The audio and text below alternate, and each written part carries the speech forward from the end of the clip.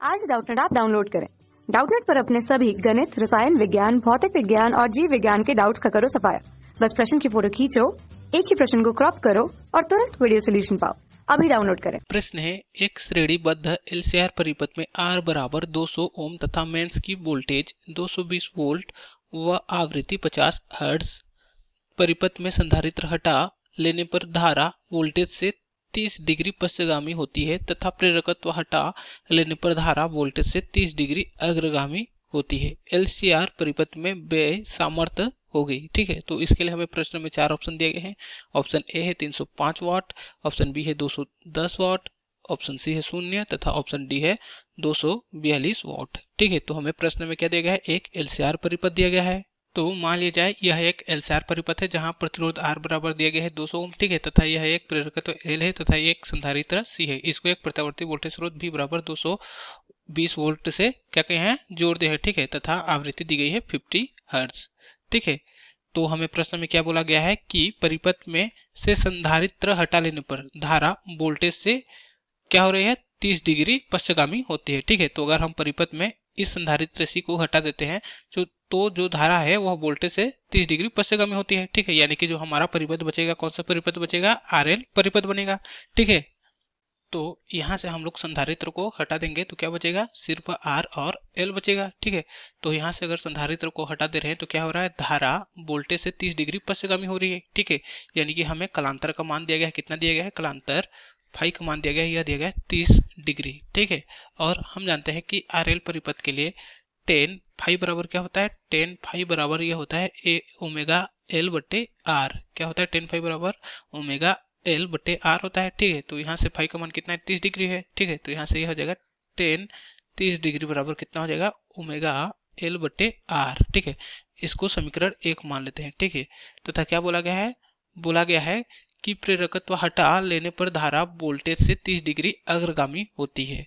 ठीक है, तो यहाँ से अगर प्रेरकत्व हटा देंगे तो क्या होगा, जो हमारा सर्किट होगा वह RC सर्किट बन जाएगा। ठीक है, तो यहाँ से क्या किया है, प्रेरकत्व को हटा दिया है। ठीक है, तो जो हमारा परिपथ आ गया वो क्या गया, RC परिपथ। ठीक है, तो यहाँ से प्रेरकत्व को हटा दिए है तो क्या हो रहा है, धारा वोल्टेज से क्या है, 30 डिग्री अग्रगामी है। ठीक है, क्या है, धारा वोल्टेज से 30 डिग्री अग्रगामी। ठीक है, और हम जानते हैं कि संधारित्र के केस में क्या होती है, जो धारा होती है वह वोल्टेज से अग्रगामी होता है। ठीक है, तो यहाँ से जो हमारा कलांतर है वो कितना दिया गया है, वो भी दिया गया है 30 डिग्री। ठीक है, तो हम जानते हैं कि RC परिपथ के लिए जो टेन फाई का मान होता है, ये होता है टेन फाई बराबर क्या होता है, ये होता है 1 बटे ओमेगा C इंटू R। ठीक है, तो यहाँ से हमें फाई का मान कितना दिया गया है, 30 डिग्री दिया गया है। ठीक है, तो यहाँ से टेन फाई का मान कितना हो जाएगा, 30 डिग्री, तो हो जाएगा 30 डिग्री बराबर कितना हो जाएगा, 1 बटा ओमेगा C इंटू R।